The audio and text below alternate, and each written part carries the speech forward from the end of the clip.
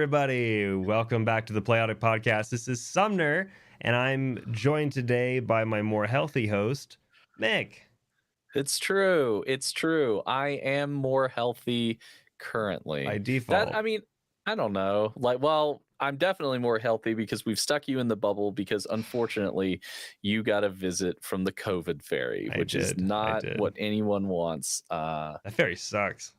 It does. The COVID fairy lives up to her reputation. She is a harsh mistress. Well, I'm sorry, buddy. I hope you feel better soon. I will try and do heavy lifting as you sit in the comfort of your bubble, so as to protect me from the harshness. It's great. Like, we obviously sterilized the studio, but like this bubble, we didn't create like a way to put in more oxygen, so I have like a limited amount of oxygen in these things. We gotta hurry up. Just the right amount for a podcast. I really appreciate it. So other than the COVID, how are you? How was things? I mean, I feel like you're skipping kind of a lot there. I feel like besides the COVID, how is everything? My life is COVID right now, so I don't. So besides the COVID, I'm doing well in Subnautica. I started playing that game, but yeah, cool. What about yourself? I'm great. I had a ton of configurations and stuff to do with work today, so I had Predator 2 on in the background, and I was reminded, man, Predator 2 is a highly underrated film. It's very fun. It's a very good movie. Well, Danny Glover kicks serious ass in that movie. Danny Glover, what can't that boy do? So I wanted to. We obviously have a guest today, and I don't want to keep him waiting too long. Oh no. So I'm going to bring him on in. Give me just a second here, because I actually spent some time while in my bubble creating what's called a Guesttron 1000. Yay, spared no expense. Here he's coming in now. We've got him on the line. Allow me to introduce him in a fashion that is deserving of a guest of his stature. He is a wonderful human being. He is a dungeon master, a streamer, a D&D encyclopedia who's walking the earth, Tolkien expert, and more importantly, he's our friend. He is Dylan Mock. Dylan, welcome to the Playotic Pod. Thank you so much. It's great to be here. It is great to have you here. We're so happy that you could join us. Thank you. Long-time listener, first-time caller. Well, we're certainly glad that you called in. And today we're going to talk about some D&D because that is your area of expertise. And also it makes it easier on Sumner because that means he won't have to talk as much and he can sort of relax. Yeah, I can help share the load. So to speak. The load. Oh. There we go. There, echo should be gone. Thank you, everyone. Every time I add a new browser source. Whoopsie. That's poopsie. Oopsie, hey, poopsie. It's very expensive set here. So Dungeons and Dragons. I mean, we've kind of talked previously about how you two gentlemen cross paths because you've been friends for several years, and we've talked in the past about how you have, cross paths with D&D. But for those uninitiated or unaware, Dylan, could you give us sort of the Cliff Notes version of how you and Sumner met and lives became entwined with Dungeons and Dagrons? Well, I was sitting at a table at a friend's house, and I looked across the table, and my eyes met Sumner's, and mine met his. And it was instant. We were playing Dungeons and Dragons ever since. It was roleplay ever since. It was roleplay ever since. When we were in the green room before the show, Dylan was regaling me with how he brought Sumner some things to put down his throat earlier. They were gummies. It was very. Don't do that to me. It was very erotic. It was gummies to help. It was like elderberry gummies. Gumbies. Yeah. Gumbies. Hopefully Mick doesn't get jealous. Fun story. So as we're having guests, one of the guests that we're eventually going to have are the folks that I do the Quarantine Movie podcast with, the Quarantine Movie Club. My friends Bob and Rance. And when I was pitching it to Bob earlier, I was telling him about it. I was like, well, yeah, so you're going to be a guest on the podcast with me and Sumner at some point. And I imagine that it's sort of like introducing two people that you have sex with to each other. I imagine that it's a very similar experience there. And he was like, I really don't like that analogy. So there you go, Sumner. It's either going to go great and there's going to be a lot of chemistry and you're going to have a lot of fun, or you're going to have to pick one and the other's just going to have to sit outside and listen to the fun. Don't make me pick a boy. I love them all. But anyway, so you guys have been playing D&D together for quite a long time. But Dylan, how did you first get introduced to D&D, and when did it really start to become a bigger part of your day-to-day, I don't want to say day-to-day life, but just your life in general, a bigger part? Day-to-day is a fair thing to say. I literally, before getting on this call for this, I was watching YouTube videos about monsters and from previous editions and how they have been, or how this person would update them, and the lore behind D&D is my life. It's my favorite thing ever. I started playing D&D maybe my junior year of high school. Maybe it might have been sophomore.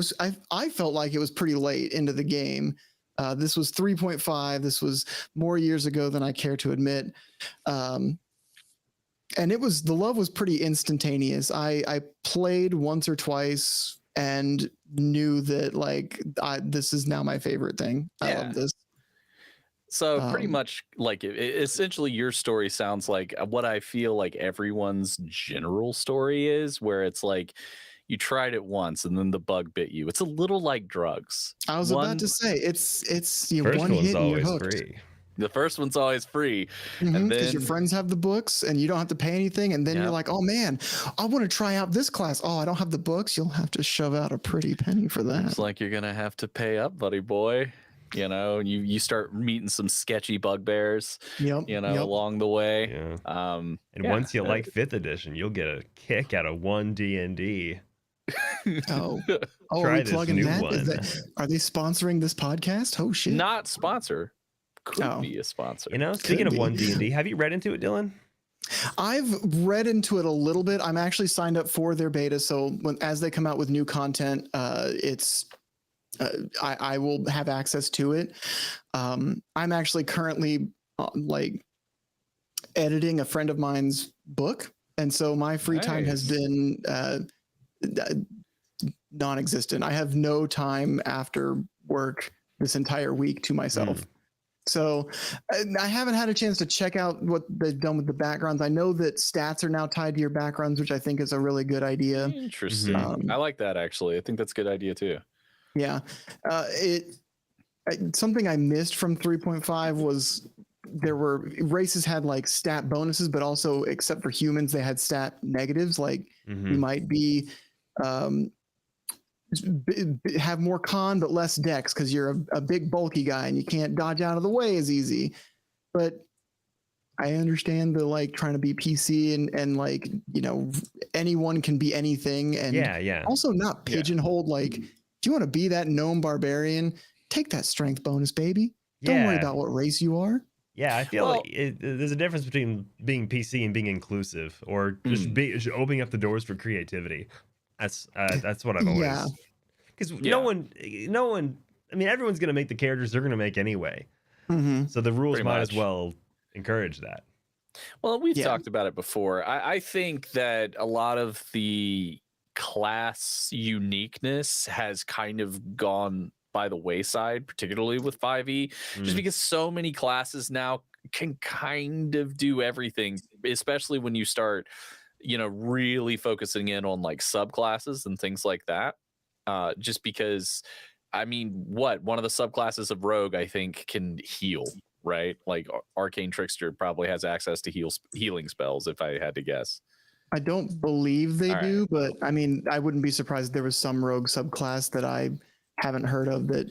Oh yeah, you haven't heard of the plug the wounds with the dagger build? Yeah, it's a great healer build. No, but I mean, that's kind of my point is like, so a lot of the things that made some of the classes unique has really changed over the years to where like everybody's more, this sounds weird to say, everybody's become like a bard where they're like the jack of all trades. They can kind of do just about anything that's needed, with a few exceptions, of course. But again, like, I can't remember, but it was one class, one subclass that traditionally doesn't have healing had like self-healing, and I'm like, well, that's all right, that's a thing, I guess.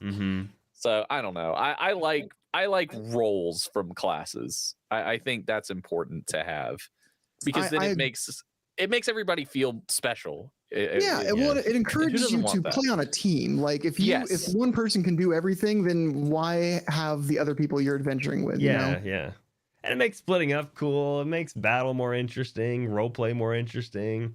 I don't know. Makes rogues useful. I feel like rogues have kind of, and I see what they've done from previous editions to try and bring that in, but I feel like they've kind of gotten, for lack of a better term, shafted. They used to be the skill monkeys of D&D, and at least in 3.5 they were, and now they get expertise, but so do bards, and skill checks are not nearly as common, I feel like, as they used to be.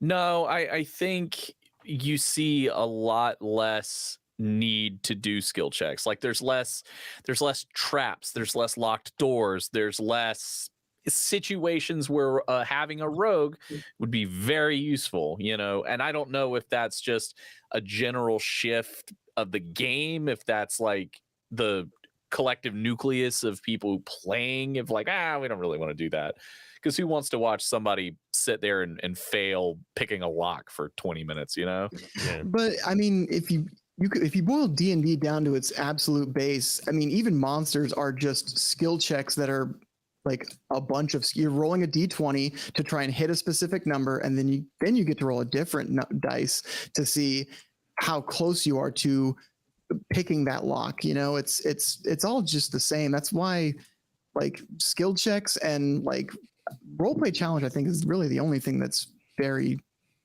different. I can see that. I do think that I will say this, just in regards to like 5e and some of the things that 5e's done, particularly because, we have a module like this currently on the Twitch channel in Lasers and Liches. I do really like that aspect of 5e. I like that it's been widely adapted for things like that, where we have like the techno barbarian, and you can be a pro wrestler, you can be fucking Lucio from Overwatch. Like there's a lot of really cool things that have been added to the game, and I think 5e made that something that you can do. It's a very easy system to kind of manipulate and build and add to, and make some unique and cool stuff. I see a lot of people online getting their butts in a bunch though. About what? Like it's a bunch of memes that are admittedly funny, but I don't know how much merit they have. Isn't there something along the lines of like the criticals aren't going to be critical anymore or something like that? It's the opposite.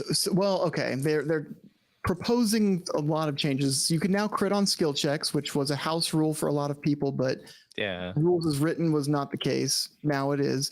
But now spells cannot crit. The only thing that can crit is your melee weapon damage. So rogue sneak attack, getting those. I agree with that. Not a lot of spells at higher levels do attack rolls. A lot of them are saving throws. Most of them are safe throws. Yeah, and magic is so tilted anyway. Like, give the martial people something, for fuck's sake. I agree. I think especially higher levels, spellcasters outshine melee people. I mean, but I don't think taking crits away from like sneak attack, because it's only weapon damage. It's not paladin smite. It's not. I don't like taking crits away from sneak attack. In fact, it makes more sense that you would do critical damage in a sneak attack, because you're fucking sneaking up and stabbing them. With new rules, we see new house rules. That's all I see. That's true. Yeah. Yep. I mean, what is it? Page like 17 of the DMG or something way early on is like, exactly. At the end of the day, Dungeon Master makes the rules. These are just, they're more, as Mick often says, they're more guidelines than actual rules. It's true. They are. Someone does listen to the show. Or just listens to me talk sometimes. Both. Listens to me bitch about. Your first time caller. Exactly. You're our first caller. It's true. You're our first caller in our lovely, very expensive studio here. Yeah, I came in, I took my shoes off. I don't know if you want me walking around barefoot, but I don't know if you guys are doing the Japanese thing or what, but these are nice floors.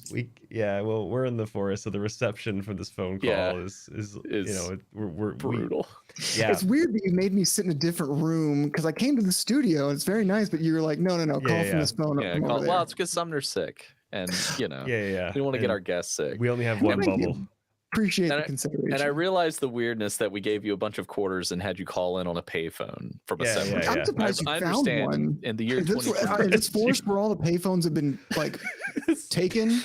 This show is turning even more expensive because it's like $50 worth of quarters. And it's long distance too because we don't know where we are. No, so we're just lost. I just know the real estate agent who sold me this says that this land behind us is where one of the big serial killers used to drop their bodies off. I don't know which one, but he said it was a big one. But they were big. I like to pretend that we're in Barovia personally. And Dylan, you are a pretty big fan of Barovia and Curse of Strahd. What was your first experience with Curse of Strahd and Ravenloft and everything, just out of curiosity? My first experience with Curse of Strahd and Ravenloft was actually my very first time DMing. I had 3.5 books and 3.5 characters. And a friend of mine, and I was just testing the waters, like, hey, I want to try being a DM. I think that'd be fun. His dad had I think it was just a D&D. It was a different edition of D&D version of Curse of Strahd. And so they were using THAC0. The monsters had insane to hit chances, and it was like, if the players try to leave Barovia, throw 47 wolves at them. And yeah. I'm assuming this is before the mists trap you and you just kind of can't leave. They're just like, nope, just keep fucking throwing wolves at them. Certainly is a mystery as to why this game isn't more popular. Damn Satan and his Barovian ways. But back then when you're playing Dungeons and Dragons is mean to you, but it's still nicer to you than the bullies at school. Actually, the opposite happened. Like, they stomped everything because they were characters that were like rolling with plus 1,000 to hit relative to these things with 2 AC. Yeah. Jesus Christ. So that was a mess, but I had kind of put it out of my memory until 5e, and I ran Strahd for some friends in my home group, and I had a lot of fun with it. When it came time for, at the time, Fateful Encounters to do stuff, in some of the content I absorbed for D&D, someone was like, I don't really like the Death House, the introduction. You could do something like run Waterdeep Dragon Heist to get him to level 5 before sending him to Barovia. And I was like, I want to try that. And then I went down a rabbit hole of the Curse of Strahd subreddit and found like 5 different people who were like, hey, here's some great tips to improve your Strahd game, and ended up reading like 3 different books of Curse of Strahd each time I tried to, I had to DM for it. So did you prefer not doing the Death House? Did you prefer doing like Waterdeep or another smaller adventure to get them up before going into Barovia? Or do you think it's better to just fucking like, we're here in Barovia and we're going to level up here? And like, what do you think's better? Yeah. The problem with Death House is that it doesn't have much to do once you leave with Barovia. It's got theming for Curse of Strahd with like, there's a haunted house. What's and Death House? There's some ghosts. Death House is the place with you. There's like these cultists who used to worship Strahd, but they've all died, and you're exploring their house, and these ghost children are like, "Come help and save us!" But it's just the house trekking and that's where you. Strahd Then you normally find their starts. bones in the attic, and they died. And Gotcha. Okay, I've never played that Because I think I joined your Strahd campaign when y'all were already like level 5 or whatever. You did. You joined as you were a cleric, a priest of one of the churches. Nice name. Yeah. Thanks. I too have played in Artorias. Artorias. Oh, sorry. Oh, sorry. Yeah, you know, like that. He was named similarly to that character from, what is it? Gray Souls? No. Gray Spirits? No? I think Gray Spirits? Yeah, something like that. Something like that. Of course, it's a game Sumner has never played because he is the king of not playing shit and choosing things. He's played 700 hours of Skyrim, I'll have you know. That's just and one has he game ever file, plagiarized from Skyrim? Absolutely not. I think I've probably cranked up 1,300 because I've played 700 hours is my longest Skyrim run, and then the one before that was like just shy of 600, and I think before that it was a little like just shy of like 400. He lived in fucking Skyrim. Dude, I know that game back to front. He's told me about I kill Parthenax every time. I'm kidding. Only twice. 60% of the time, I kill him every 100% of the time. Everyone's like, he's so cute, and I'm like, die. I'm just kidding. I'm kidding. I love Parthenax. What is the draw of Strahd for you? Because am I incorrect in saying that it's your favorite module? I don't think that's incorrect to say it's my favorite module. I do really love Strahd. The draw of it is it solves a problem that a lot of campaigns and stuff tend to have, where the players can, if the characters ask themselves, why do I care about this mission? The answer is because the player wants to have an adventure. And I really like that it gives you a drive. The villain is really well written. He shows up a lot, and so he feels like a villain. He's not the big evil vampire sitting in his castle waiting for you guys to get there. He shows up. He fucks with you a lot. I love that.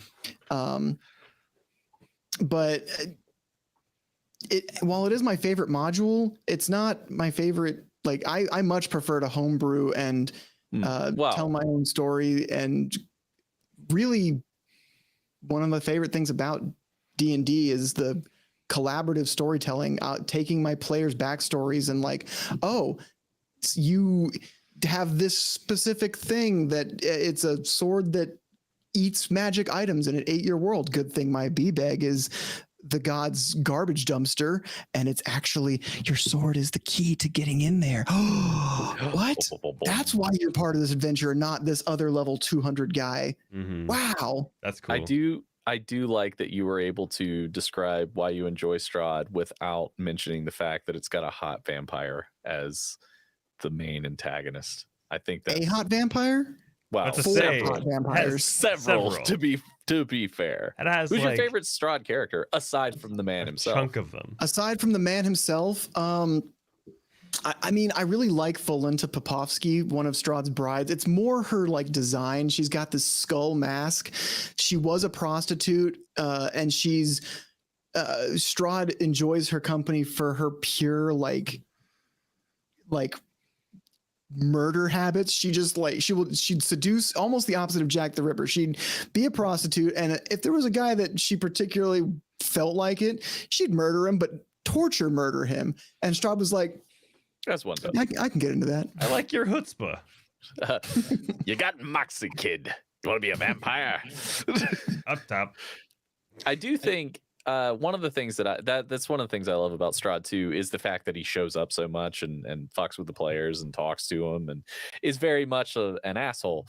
I think that's great. And it's one of those things that I think that would be if you were to make a new Castlevania game, I would have that. I would have Dracula fucking showing up and giving Alucard or whatever Belmont you are shit like the whole time, instead of just like, I'm gonna be up here in the tower. If you Yeah. need me, that's where I'll be. So Go to that part of my castle that hangs off and probably would snap at any light gust of wind. Go there, but you'll have to go through my whole castle, but I'll wait for you. there's a lot of shit in the way. Don't worry, you're not gonna get to me quickly, but I'm gonna go hang out in this tower. Did you know, though, that I believe it was the art for Castlevania,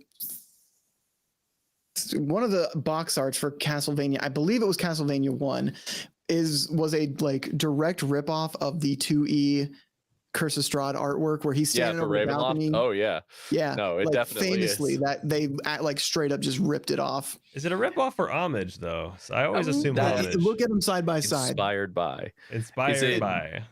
Is it similar to, but legally distinct from? Not legally distinct from. Not legally distinct.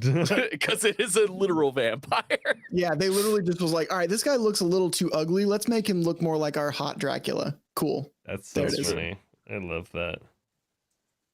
I love Castlevania. Do you think Strahd has any hobbies like that he doesn't talk about? Like, do you think he's into cross stitching?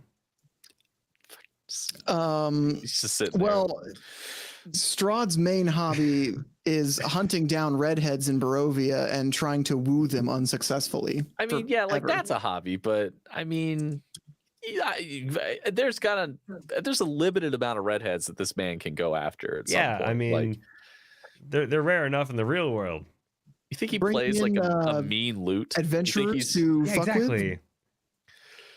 with? Yeah. You think he's just like sitting there like jamming on a lute or like just crocheting or knitting like 1,000 quilts?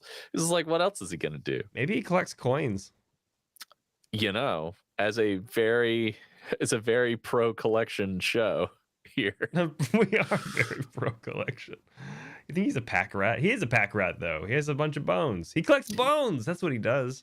He does. He has so much. That's something that I also wanted to like do with our Curse of Strahd game is make the castle more of a character. Have you guys go there multiple times for different reasons, because that place is, I think it's 250 square feet of castle. And it's designed as like a maze. It's like confusing as hell. And it's got so many fucking secret passages and ways around. You said 250 square feet.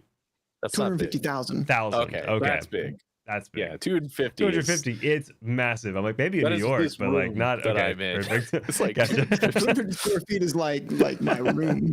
Yeah, it's like I'm not lost. I know exactly. Hey, I see you over there. What are you doing? Apartment in Tokyo is massive.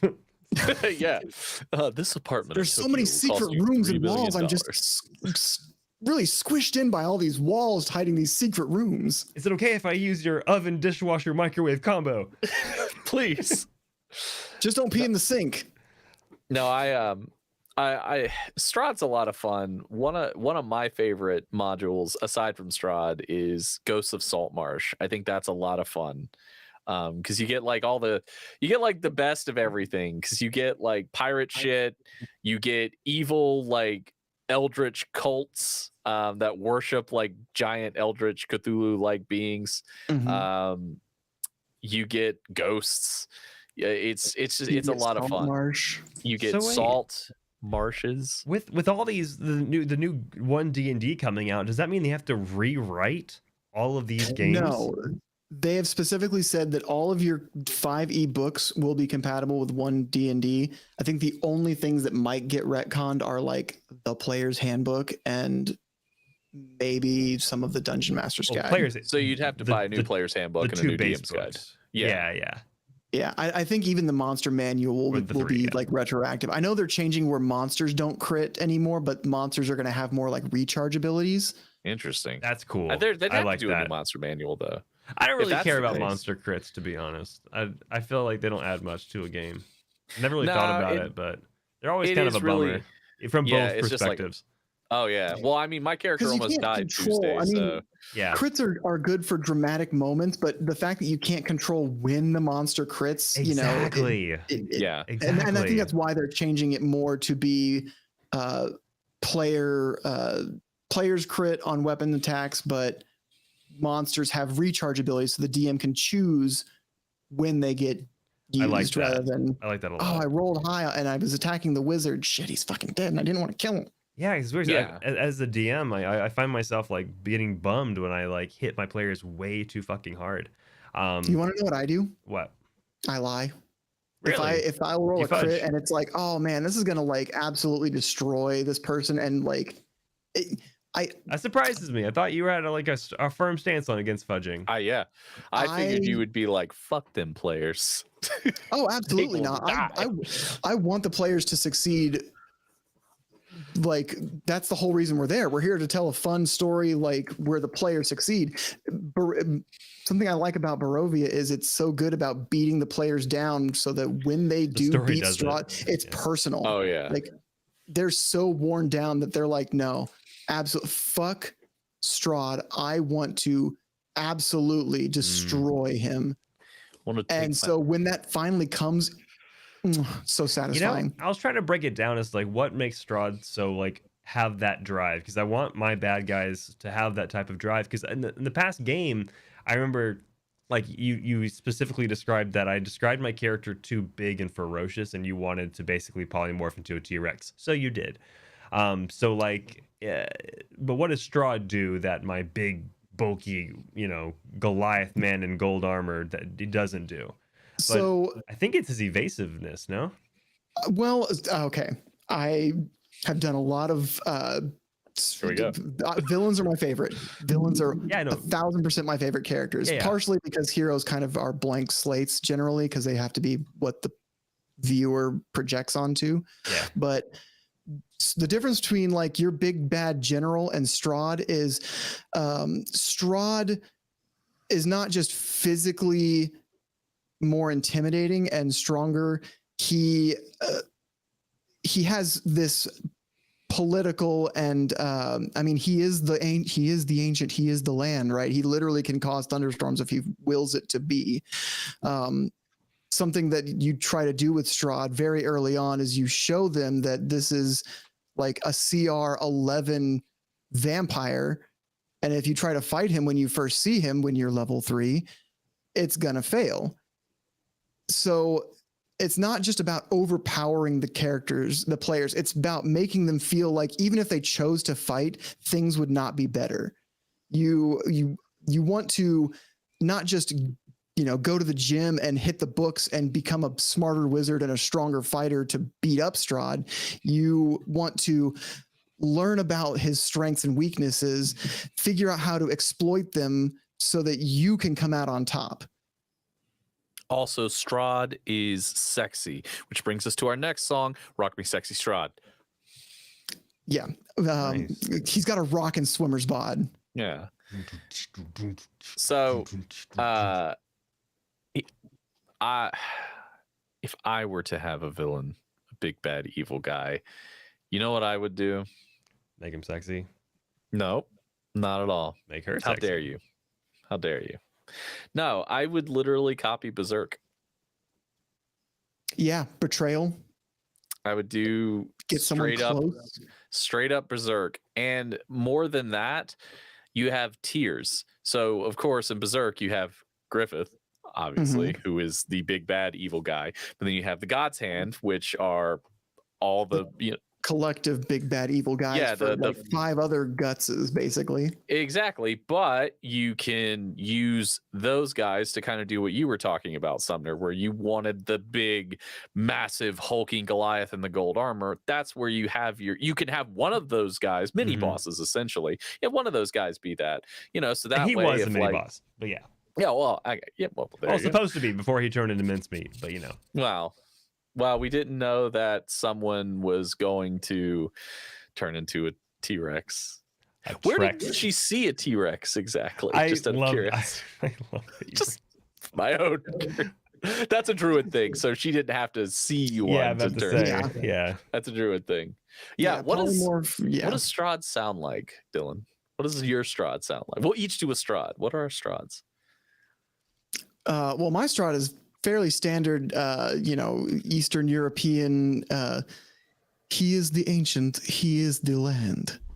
You are in my domain, and justice never wavers. It is my single purpose. But I did do a Strahd is TikTok very good. challenge where you do like different accents for Strahd, and it really takes the wind out of his sails. Oh yeah, Sumner, what's your Strahd sound like? I mean, if you can know your throats, what do you got? Here I don't know. What was the line, Dylan? Justice never wavers. It is my single purpose. Justice never wavers. I will never waver. That's my Strahd. I'm so hot, right? I am 6 to midnight on that Strahd. I have an 8-pack. I understand why he has 5 concubines. It's an 8-pack. Come on, girls. Let's That's get a this Strahd that popsicle will win stand. Irina's heart every time. See if we can Strahd. I am Dylan. That is not South African. I lost it. I fucking had it for 2 seconds and then it was gone. I'm glad I have this bubble. I tell you. Yeah, because I'm stinking up the joint with that. Yeah.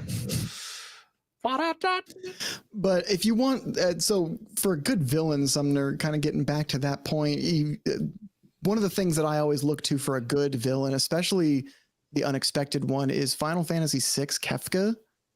Kefka is a villain who, even when you defeat him and you win, his plans succeed.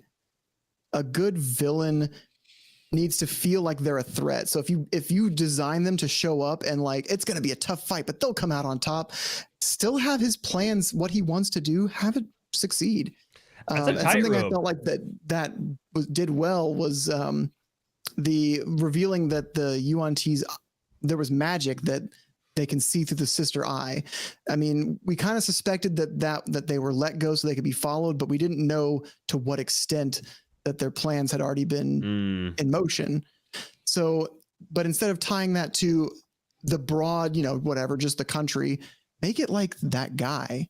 That guy is the one who gouges out the eyes, and then he gets away. That's something else. They have to live if they Easier said than done. I did that with Decesso Morte, my first. What a name! I know, right? I love it. Death. Is a tiefling like like gang leader type thing, and just maniacally, what's the word? Sadistic, and he's invincible basically. He can't die unless you kill like basically his version of a Horcrux. He's Lord Voldemort. Basically, but he has only one. Only one thing he's never read. I've only plagiarized things before anyway. Yeah, before he knows about it. Well, I mean, I knew about Voldemort before. But anyway, shit. What was I saying? But every time he would like put up a fight, like this time I'm really gonna make them scared. And then they would kill him, or they'd bring him down to 0 HP. His fucking dead body would ragdoll and just like sit in whatever area. And I'm like, but then I started picking up on it and like, all right, this time I'm going to scare them and I'll bring it in. And then he tries to escape, and it pretty much turns into I'm really badass. I'm gonna escape. Well, don't have your villains don't have their goal be to fight the players. Have the villain be like, I need to grab this book in the library. So they're, teleporting away. They're causing ice patches on the ground so the players slip and they can get a little bit further ahead. That's a way of like the villain is not concerned about killing you. Yeah. Because then it's just a number of who can do more numbers. But the players want to kill the villain, and I think that's the issue. Players want to kill the villain, and that's why you design it to where the villain's not fighting you back, so he's going to stand there and take the punches. The villain's trying to accomplish a goal, needs to finish casting this spell, so he's putting, there's minions blocking you to him, and it's 5 rounds until his spell completes, and then he learns the secret information where the rebel base is located on the moon of Yavin 4. You could also do what Star Wars does very well is literary agents, where you have like a mini boss, as you put it, for that guy earlier, and that mini boss is serving the bigger, badder boss. So when he shows up, all the fear of Darth Vader. I mean, in the original trilogy, what does Palpatine do? He sits in a chair and talks in riddles until he shoots lightning in the last 10 minutes of the movie. Oh, We're I'm very afraid intimidated this by him. battle station will be fully operational when your friends arrive. What a dick that guy is. Oh, Ian McDermott fucking killed it in that He movie. did. But he's just like, you old bitch. You just sitting in your chair. we're very intimidated by the lording over Emperor everyone. because we What's wrong with spent 3 movies watching Darth Vader be a fucking boss. And he calls this old wrinkly man master. And it's like, no, you can escape, Dad. He's like, no, it's too late for me because of this wrinkly old man. That's a good bad idea. Dude. That's actually He a doesn't good have to do point. anything. Because I'm watching Naruto for the first time, right? And I How's that thought going? the Akatsuki was bad. And then I learned that they have a boss, and I'm like, oh, so we spent no so one much time spoils shit. with these lesser guys. Have you? How many times have you Naruto ran? Just I have Naruto in a non-ironic way. In a not ironic way, 0 times. Yeah. Okay. How many in an ironic Ironically, before and after the show, 1 billion times. Just like you finish watching it, fucking Naruto run in your kitchen. If I left my phone on the counter and I'm on the couch, I Naruto run to it. I don't know what to tell you. You just hey, that's why I love you, because you live your truth. Yeah. You live your truth. I'm now imagining Sumner like sit on the couch watching Naruto with his wife, and then he's like, "Oh, I gotta go take a shower," and then he just like pretends to throw down a smoke bomb and goes poof, and then just like walks away from the couch. He's fucking doing jutsus before he fucking leaves to go take a shit. Dude, it reminds me of D&D so much because they're all just wizards. Like they're like, I feel like the word ninja really has just lost its meaning. It's great. I mean, you're wearing bright orange, man. Like, there's Not not exactly the sneaky. last thing they're doing. Like, if you, I don't know, and the amount of forests they level, I don't know. I don't know.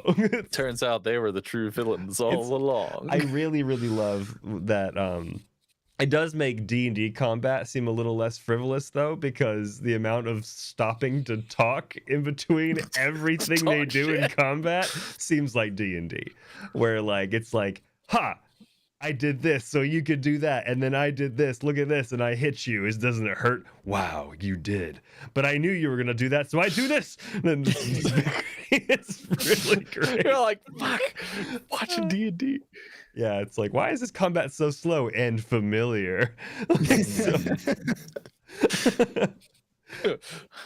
I knew this seemed familiar. Yeah. So combat takes an hour, so about 3 episodes. That's about right. Yeah. So Dylan, you and Sumner have known each other for a long time. A long time. What is your favorite memory of Sumner? I was My- you're next. as well. I'm gonna ask you. favorite memory of Sumner. Trying to And then think. myself. I have so many. Right? I'm trying. I think one of my favorite memories of you know what? My favorite memory of Sumner, and it's enhanced more so as time goes by. Oh no. Oh no. When I first met Sumner, maybe like within the first year of meeting him, Sumner made a joke that is a very Sumner joke. He was, and it was something along the lines of,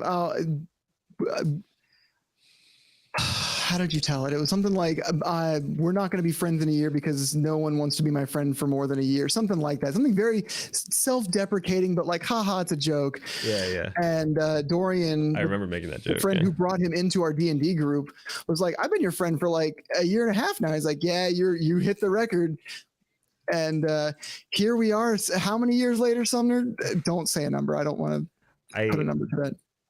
I saw a Facebook memory, and it was like 9 years ago, and I was like, Jesus Christ. Oh, wow.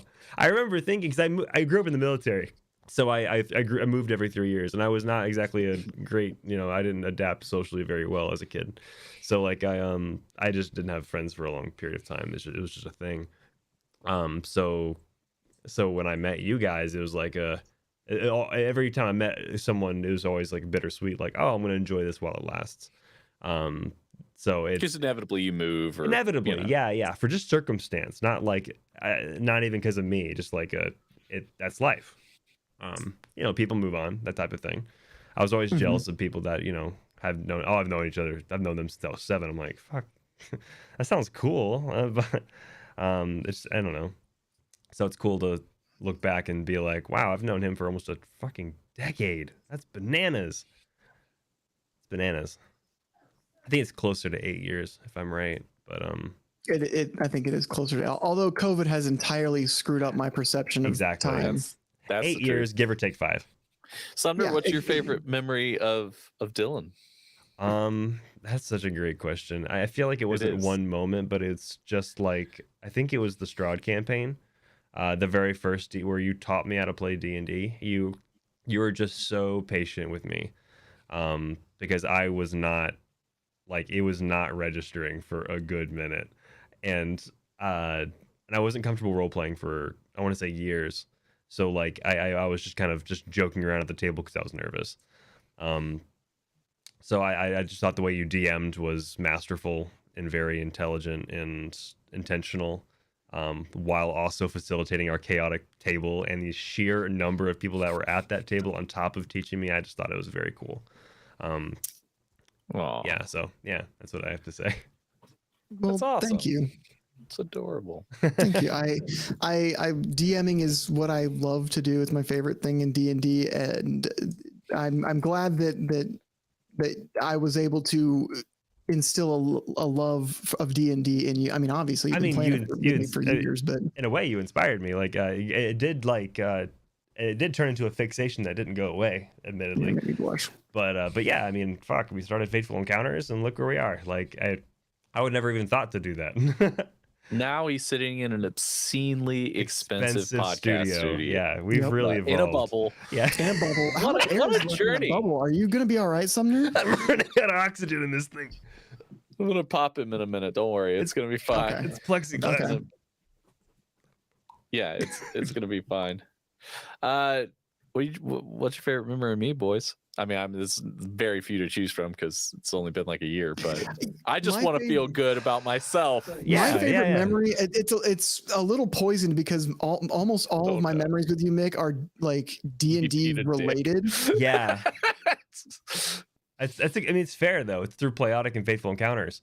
I think mine would be the first couple games that we played with you when you were just like wrecking it up as Arshoon and the and all the random NPCs that we threw at you. Oh yeah, that was great. You were, I don't know. I remember being complete. You never ceased to surprise me at that point in time because I was still getting to know you and your like your range. So that's one of my most like just like wow, like Mick, I need to be friends with this guy. Like, thank you. That was probably mine. Yeah, my first thought was, and so I have to say this because it was my first thought, was when I'd played with you, so I knew how your range and kind of your role play potential. But you messaged me about Strahd, like, "Hey, I want my character to lose an arm in in a really cool way, and like trying to take down a monster, and like I'll put my hand down his throat to like place a bomb in his stomach or something, and then lose the arm in the process." I was like, I love that. Like, and you and I went back and forth with ideas of how to do that, and like a cool way for your monster hunting character to do that thematically, and it was great. That was my first thought, but getting to role play my character Miz with your Arshoon was you killed it as Arshoon. I had so much fun playing opposite of you with that in general. Like the whole time you lit yourself on fire and was, I am the Dread Pilot Wobber. It's not it was great, but basically. No, it was great. I always feel like that's probably what I'm better suited to do. I mean, as an actor, I'm better playing a role when somebody is like, here's the role, here's some information about it, here's kind of what like they sound like, because then I can be creative and just do whatever, and I don't think too much about the character. I've often said like somebody should just make a character for me and tell me a little bit about it. let me have enough wiggle room to be creative. Yeah. That's where I'm really good, because when it's mine, I overthink stuff, and I'll take ideas that I think are good ideas, and I'm like, that's not good, Right. or I get bored or sick of it or annoyed with it, So no, but if somebody else makes it, I can play way more, because again, and maybe it's just because like it's what I do. Like I'm given a role and I can take that role and do stuff with it. But when I'm having to figure it out, I'm like panic. Interesting. I definitely get that, Sweet. though. We had a community a question submitted, though, and I think I just wanted to hit it before I forget, because I will forget. Yes. We had someone asked about the iRobot poster up in the corner, and why it's there. And a couple podcasts ago, or a long time ago, I think we were just thinking of random movies. I think favorite movies came up, and like I can't explain it, but the way I did back then was that iRobot just lives rent free in my head for like no reason. Like I remember for like a month, it was my favorite movie. And it's when I first watched it. It's when it first came out, and it was like, oh, that's my favorite movie. I finally have an answer for that very common question. So every time I hear, what is your favorite movie? iRobot just happens to pop up, no matter whether it's my favorite movie or not. So ever since, I just remember that movie. I cannot explain it. It's just like, that's why. I do want to point out, though, when he was initially talking about iRobot, it absolutely sounded like he had never seen the movie and knew nothing about it. I've seen it like once. And that was the best part, is he's like, oh, iRobot. And he's like talking about it. And I'm like, have you seen the movie iRobot? Just because it did not sound like he knew iRobot, when like Optimus Prime comes out and he pulls the sword out and he's like, I am the last knight. Yes. What does iRobot mean to you, Dylan? Yeah. Well, so iRobot means Sumner needs to have a movie night with me, because I've never seen it, and I've never heard Sumner even mention that movie. He's never seen the film. He doesn't know anything about it. Well, you and I can both watch it for the first time together. I look forward to it. My favorite part of iRobot is when Will Smith punches the alien and says, "Welcome to Earth." Like that's my favorite part of the movie. Is Randy Quaid in that movie too? Yeah, he is actually. He's the robot. He's the robot, and Will Smith is the eye, because there's an eye in Will. I remember like two scenes from iRobot. You're gonna be clapping. You're gonna be that guy. You're gonna be like, tear rolls down eyes. I want to watch it and go, that sucks. This movie's terrible. Why? Rip the poster down. I don't like this movie. This is garbage. Watch this. The two scenes I remember where the robot is like printing something. He's like drawing really fast left and right, and he's drawing a scene of something he dreamed of. I remember that. And then I also remember Will Smith getting on a bike that is like old and it has gasoline, and the girl that it's about to get on it, she goes, wait, this runs on gasoline, gas explodes. And that's all I remember. Just stating the obvious. It's like, it actually had no tie into the scene. She just explained it to Did you know? Well, I was watching the cinematic classic Predator 2 earlier today, and there's a scene. I thought this was like, it's a good movie, it's a fun movie, but there's a really stupid scene that bugged the shit out of me today. So Danny Glover is the main character, and he's a police officer, and he has like a team of police officers. They're all like detectives, that sort of thing. And one of them is a guy named Danny, and he calls him like Danny boy. What's this? That's like, they came up together when they were kids together. They came up 17 years. Like, he's yelling and being Danny Glover. Well, the character Danny wears like this distinctive necklace. Mm-hmm. Like, he just has a distinctive necklace. This is like something you notice that he wears. Yeah. Well, of course, when Danny gets killed by the Predator, the necklace falls off and like hits the floor, and like you see like blood drop on it and everything, because Danny gets killed. So later in the movie, the Predator's kind of like stalking Danny Glover. And he's in a cemetery. He goes to the cemetery, and he goes to Danny's grave, and he like lays his badge down, and he's like, rest. And he turns around, and like hanging from a tree limb is the necklace. And Danny Glover like freaks out, and he's like, oh, and he's like moving around with his gun, pointing at shit, looking, and he walks over and he grabs the necklace and he pulls it down, and he's like looking around, and he stops and he looks at his hand and he goes, Danny's necklace. And I'm like, yes, it is Danny's necklace. Why did he say it out loud to no one? Why was no one listening to it? Like, it was just such a fucking movie thing to do, because it's like, we know it's his. You've spent like 3 minutes focused on this. We know what it is. Like, we know whose necklace this is, and he just to no one is like, Danny's necklace. I feel like the movies were paying attention when they exactly though, like when people write movies like that, I feel like they're disrespecting the audience quite a bit. Like, we're not. We have eyes. Yeah, we know it's his necklace. We saw. You could have hinted to it, and we would have gotten it. Yeah, he didn't have to say Danny's neck. He could have just been like, "Huh," and like put it in his pocket or put it on his neck or what. I don't know. It was just one of those things that bugged me. And it would have been fine. Yeah. But the fact that he had like whisper talked it too. He was like, Danny's necklace. I am in no way like advocating or like trying to support whatever this movie and saying that they did right, but I mean, a lot of times you got to write for your lowest common denominator. Yeah, I know what you mean. Not that that's an excuse for that level where like you spend the whole movie, but like early 90s. Oh yeah.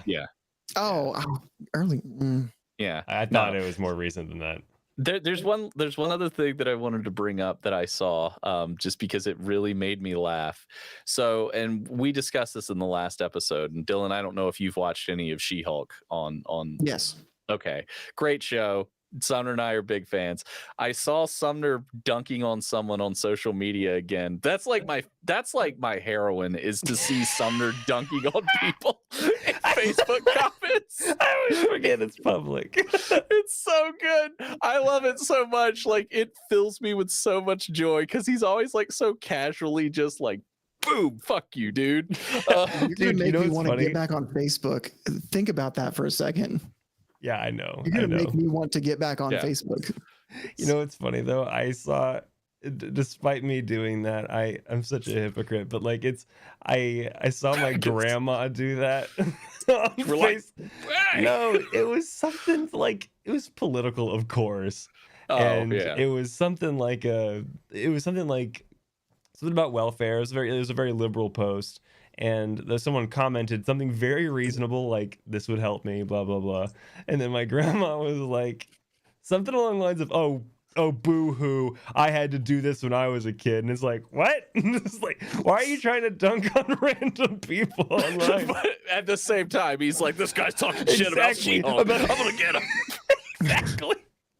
It was so good, because it was like, God dang it. Maybe you can remember, but it was something like She-Hulk being a Karen or something like that. It was Sharon's a Karen. I'm like, you literally have never watched this show. Yeah, no, because like the comment was like, they made her super powered Karen, and you're like, tell me you've never watched the show without telling me you haven't watched the show. Yeah. It was pretty baseline. Yeah.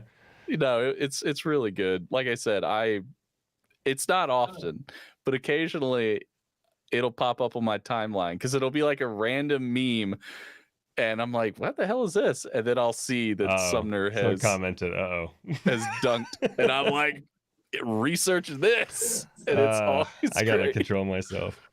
It's too good.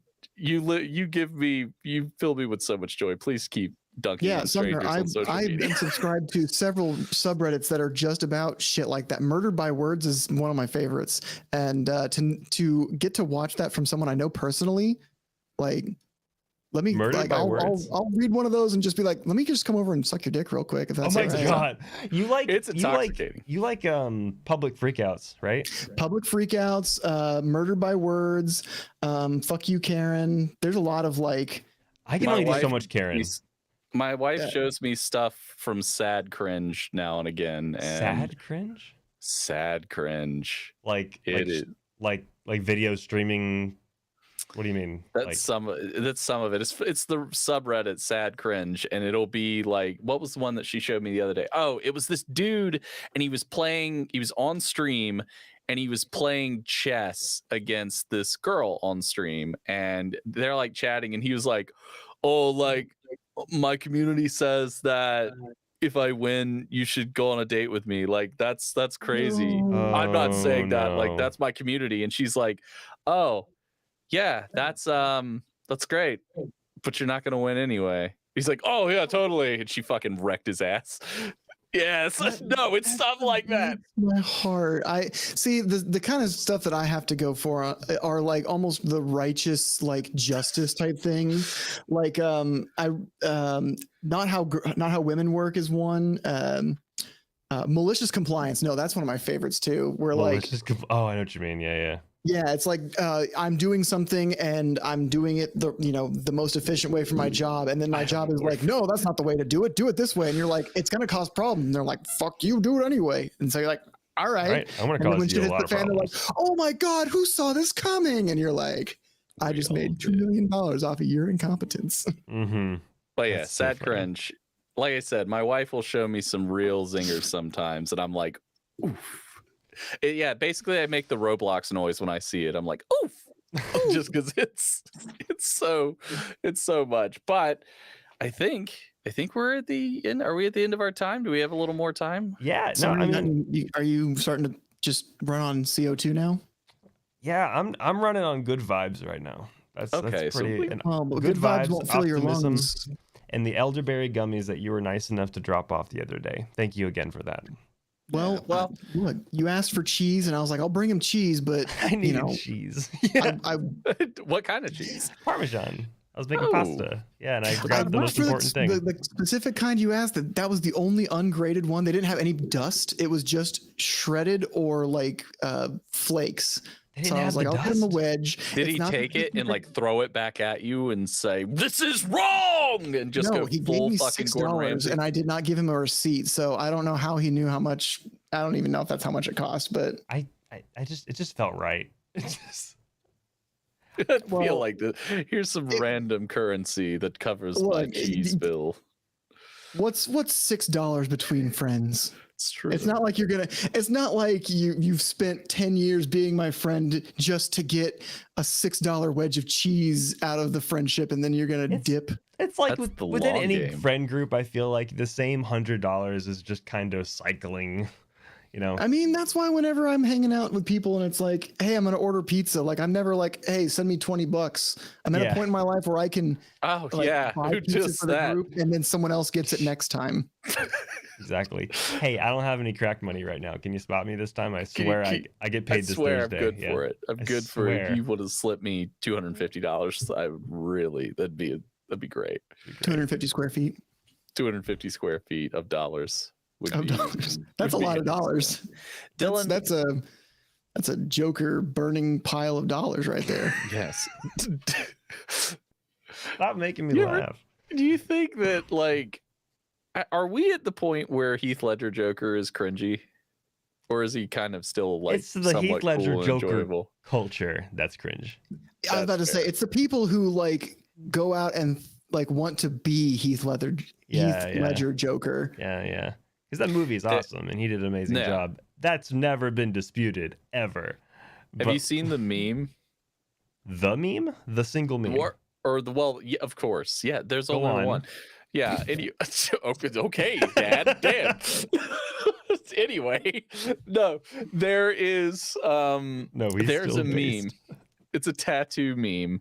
And it's this dude, and he's like got two hands on the mirror, and he's like leaning his head in, being all sorts of, and he's got like the blacked out eyes and the smile to look like Heath Ledger Joker, and he's just like, I went in and I couldn't stop laughing once I saw myself, and blah blah blah. My friend who's a tattoo artist was like, let me break this down. None of this shit happened, because the instant this motherfucker put his hands on the mirror, the tattoo artist was like, get your fucking hands off my mirror, you gross piece of shit, and clean the mirror instantly. And like, it's super cringy. It's hold on.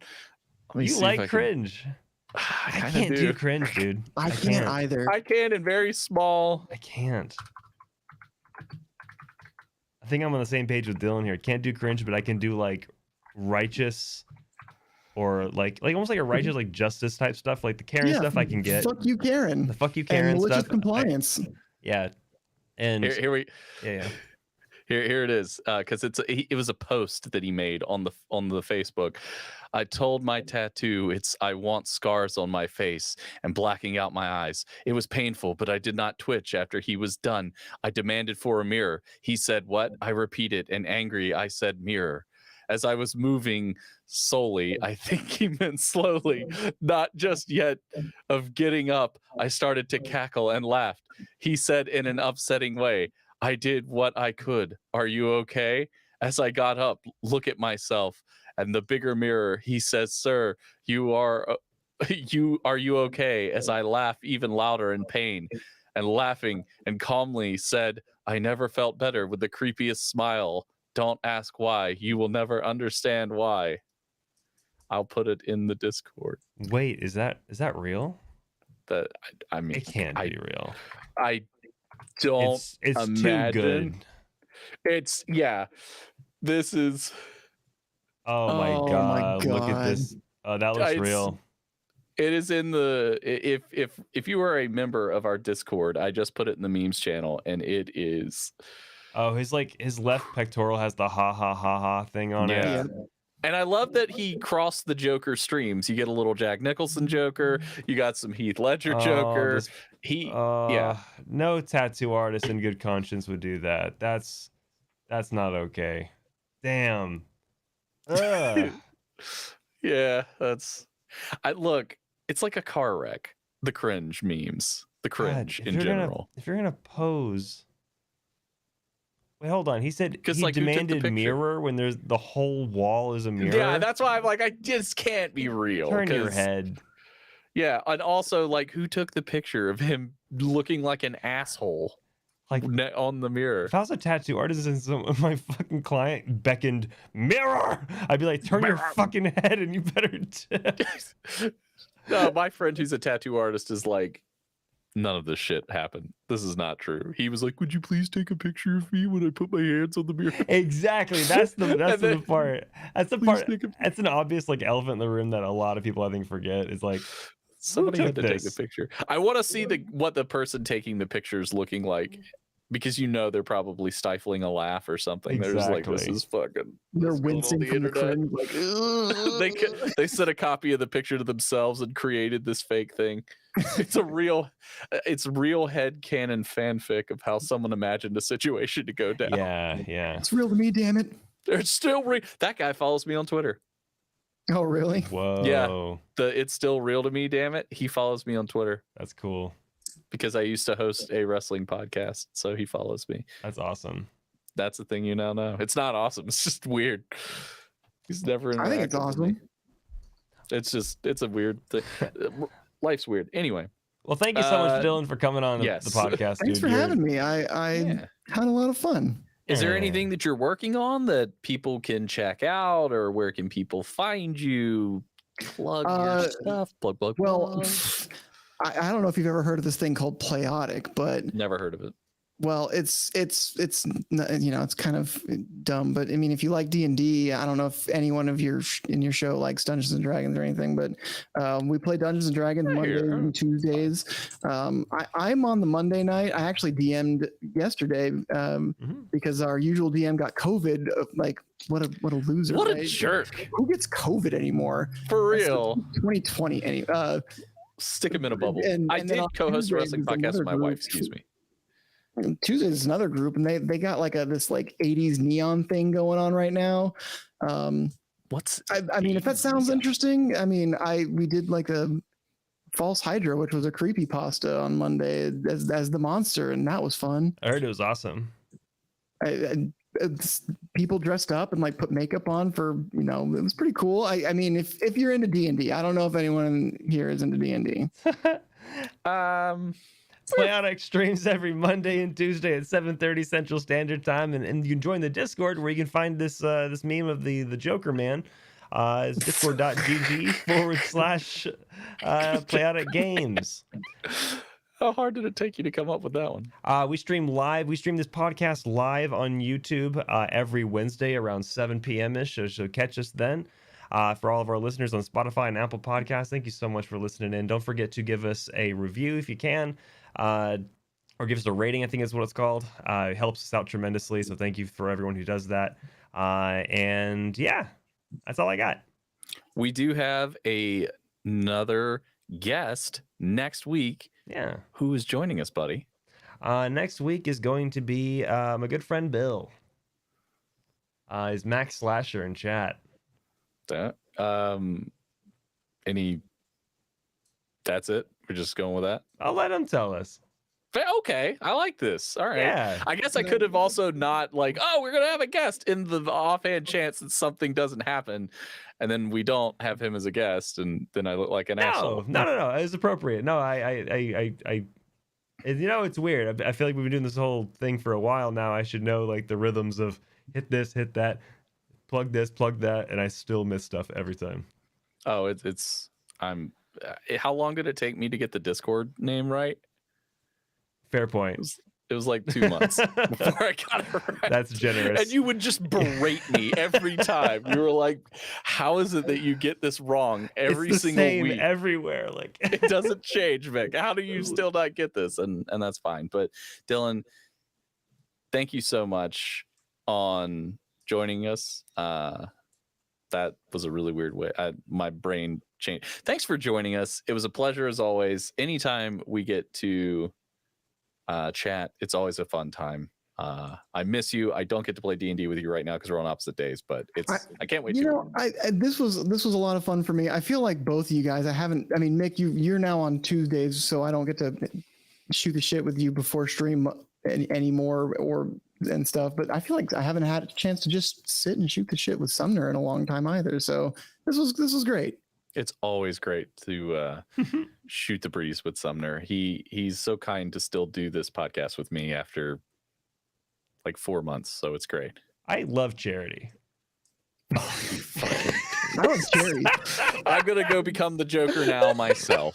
So if you'll excuse me. No, I love doing this. You know that. This is my Joker arc now. I need to go see Sumner, an artist. Put on that Robin costume. Oh no, he is Robin. Oh wait, where's the crowbar? I'm gonna get some revenge now. Yeah. I'll be robbing your time. But yeah, so I don't know. I want to rob your money. I want to mug you. Thanks for listening, everyone, and we will see